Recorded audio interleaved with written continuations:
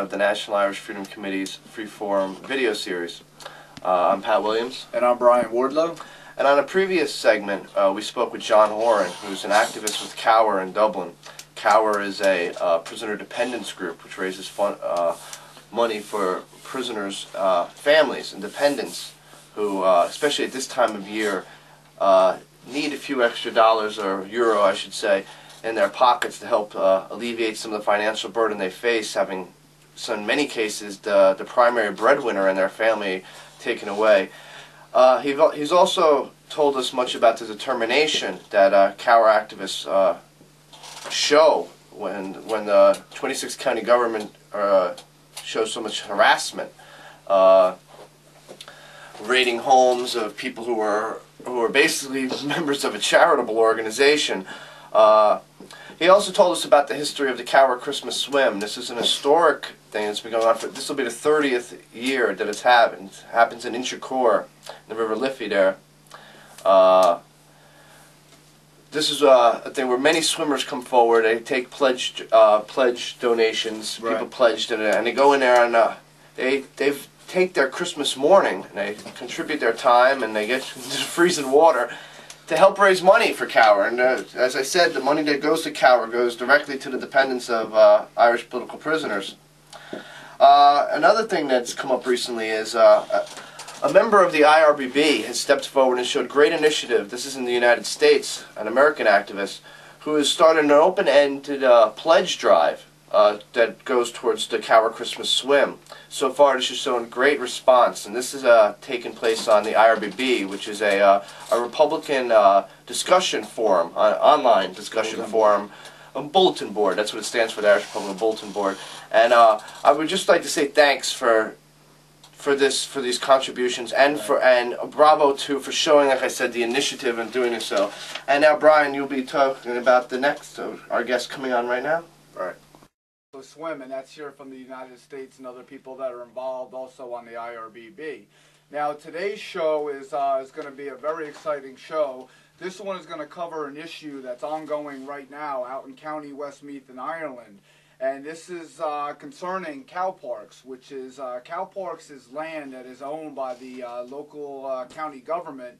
And this land is used by farmers, landless farmers that don't have their own land for their cattle to graze. Now this has been ongoing for over 50 years, and without warning, for sale signs had popped up on the land. Now these people depend on this land and have been using it over the years, you know, for their livelihood.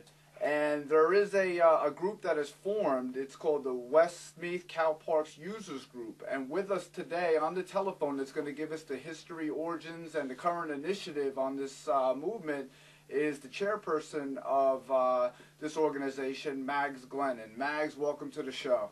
Hello, lads. Let's speak to America from Christmas Eve. All right. Mags, can you give us you know, a little history and the origins, if you will, on the cow parks? Yeah, there's 20 cow parks. Initially, there was up to 20 cow parks in Westmeath, and they're each about 35 to 40 acres, scattered around different parts of the county, say a few per parish. And the way it worked was, years ago, more people worked maybe on the council as labourers, or worked with local landlords, estates, and places like that, but they didn't have land of their own. And if they had a few cows and a few calves to make extra money on top of their wages, which wouldn't have been a lot and still isn't a lot, they could graze a few cattle on this land. It was well regulated. It wasn't a free-for-all or anything like that. You had to go to the council, you had to be up to date, have paid all your money, present your cards and everything, you know, your identity cards for the cattle, and then you'll graze a few cattle on the land. Over the years, it's true that there are less and less people using these lands, but that is the council's fault, because the council has never ever put an ad in the newspaper saying this land is available, and if you have a horse or a pony or a cow or whatever, you know, you can graze them for a certain amount of money for the year. They never do that because obviously they don't want people to know of this land, and now the reason is clear, is that they've decided to sell it and cash in on the Celtic Tiger, you know, because land is worth so much for building, and there's a whole prestige thing as well. People with new money, and they just want to own a bit of land and be able to say in dinner parties, you know, that they own land, or big farmers just want to buy more land. And like it's people from our kind of working class rural background. And originally, Mags, would this have been done through the Land Commission? It would have. Some of the cow parks now, the majority I'd say were through the Land Commission. The particular one that we use, the land was all divided up in the 50s, the big estate. Migrant farmers were brought in from Galway and Mayo, and were given land and cattle and so on this estate. Now, there was a bit of hostility locally to that because people felt local land labourers got nothing, and they did get nothing. So what was negotiated was that the Land Commission would give this 40 acres as a cow park for the use of, you know, the landless labourers of the parish. Now, most of the men who negotiated that way back in the 50s are dead. There's one of them left, and he's hopping mad that the council are proposing to sell it, you know, after all the effort they put in to get something out of the division, you know. A few other landlords states, the landlords might have been kind of benevolent towards their tenants or something, you know, and in their will they'd leave a bit of land, you know, and that'd be in kind of a trust. But the council somehow, through the Department of Agriculture, has managed to get the right to sell even the ones that were a trust that were never owned by the Land Commission. And so therefore couldn't have been handed over when the Land Commission was dissolved. So we don't really know. I mean, we're in the process of investigations through the land registry and so on, but the council will stand up with about 3 or 4 solicitors and say, you know, that their position is right.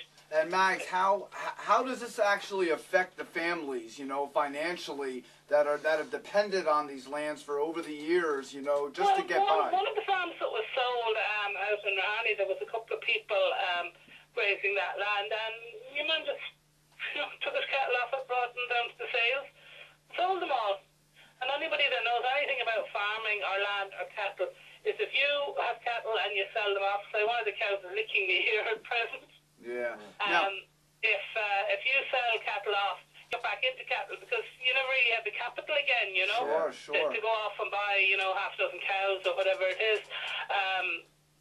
One of the ones that was sold, well, there was an attempt to sell it last week. It's only 17 acres, and there's really what the people who are trying to buy that, they were trying to buy the land from under a few kids' ponies that were on it, you know.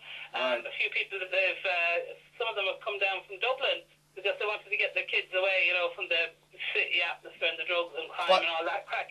But without this, really interested in ponies, and now their land is gone, you know. And without this land, though, they're kind of left in the lurches. There's no grazing then available to them.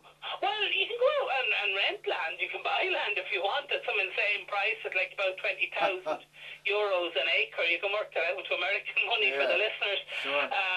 Or you can rent land, and that would be, I don't know, probably about €1,000 an acre, you know, to rent land for the year. And that's not really practical. You know, you're looking at maybe 20 acres or something when all you want maybe is about 5, you know, and it worked out well when there would be 3 or 4 families sharing a bigger lump of land, you know. Now, Mags, landlords actioneers don't want the hassle of, you know, small bits of land, you know. Are they actually being charged rents currently for the land that they use at cow parks? Oh yeah. It works out at about, I think it's about €70 or something per cow for 6 months. I see. It's cheap. We admit it's cheap, but you know the council have never proposed raising it or anything. You know. Right, but people are willing to pay a higher rent, or even willing to come to a lease arrangement. You know, they agree to take the land for 5 years or something. You know. Right, but that money goes. That money. Still have the land. You know, the use of it. That money does go back into the community, though. Whatever rents are. No. The money that we give now. We just give it to the council and they spend it whatever way they see fit. I see. You know, within the council's budget. But our argument is, like, we pay more rent and it will go to something locally, you know, an old folks day out, or, you know, extending the football clubhouse or something, you know, something that you actually see locally. But the council are totally opposed to that proposal. Right. But what's going to end up going on here, it seems to be, is that it's an attack on say, small farmers or rural small farmers, and in the interest of, say, big commercial farmers or property developers. Yeah, well, that's what